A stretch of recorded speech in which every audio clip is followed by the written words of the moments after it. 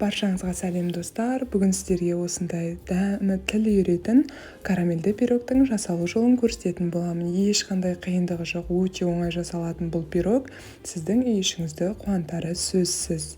Ал дәмі сондай керемет, жұмсақ, нәзік болып шығады. Барлық ингредиенттер төменде көрсетілген. Ең алдымен қамырын жасап алатын боламыз. Ол үшін алдымен жұмыртқамызды салып, жақсылап араластырып аламыз. Одан кейін үстіне шекерімізді салатын боламыз. Содан кейін бөлме температурасындағы жақсы сапалы майымызды салатын боламыз. Достар, қандай да бір пирог жасау барысында ұныңызды міндетті түрде електен өткізіңіз, себебі арасына ауа кіріп, көтерілуіне септігін тигізеді. Содан кейін құрғақтай разрыхителмен араластырып дайындап алыңыз.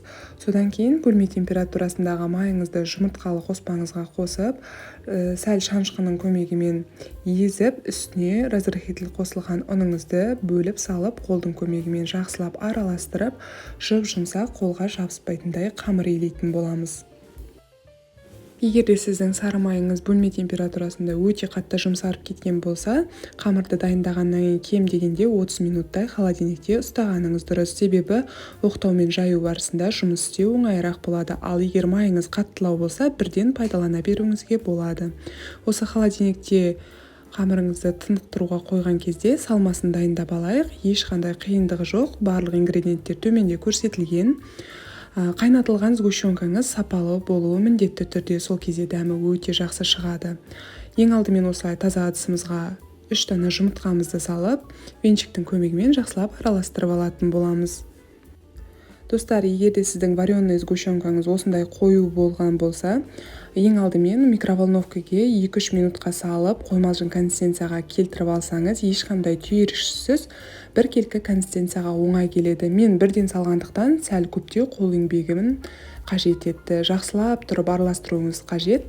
Содан кейін ғана барып қаймағымызды салатын боламыз. Достар, бір ескертетін жайт, жаңағы вареный сгущенканы микроволновкаға қабығымен салып, темірмен салып жіберіп жүрмеңіздер. Темір затты микроволновкаға салуға бірден болмайды. Басқа ыдысқа ауыстырып алып қана барып салғаныңыз дұрыс. Мінекей қаймағымызды салдық, біркелкі консистенцияға келтіріп жақсылап араластырып алдық. Енді қамырын формамызға жайып алатын боламыз. Бұл жерде мен диаметрі 26 сантиметрлік форма алдым. Ешқандай майлаудың қажеті жоқ. Бірден қамырыңызды жайып орналастыра берсеңіз болады. Қамырыңыз қолға сәл жабыспас үшін ұн себелеп барып, формамызға қажетті көлемде дұрыстап жайып алатын боламыз. Мінекей осылай жайып алдық. Үстіне формамызды қойып, жеткілікті екенін қарап аламыз.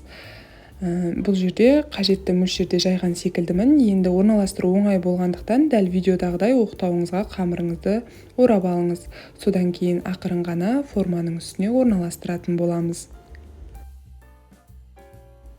Мінекей формаға жайып шыққаннан кейін қолдың көмегімен сәл төмен түсіріп, әдемілеп орналастырып шығатын боламыз.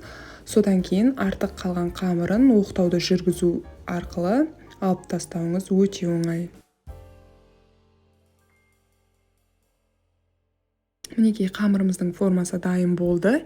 Енді осының үстіне салмамыздың барлығын салып, беткі жағын қалақшаның көмегімен тегістеп, қызып тұрған 170 градустағы пешімізге бар жоғы 30-35 минутқа салып алатын боламыз.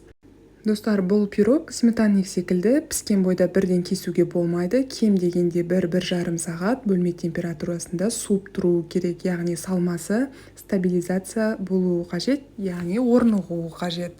Мінекей 30 минуттың ішінде пісіп шықты және бөлме температурасында 1,5 сағат суыттым. Сол кезде салмасы қалпына келді.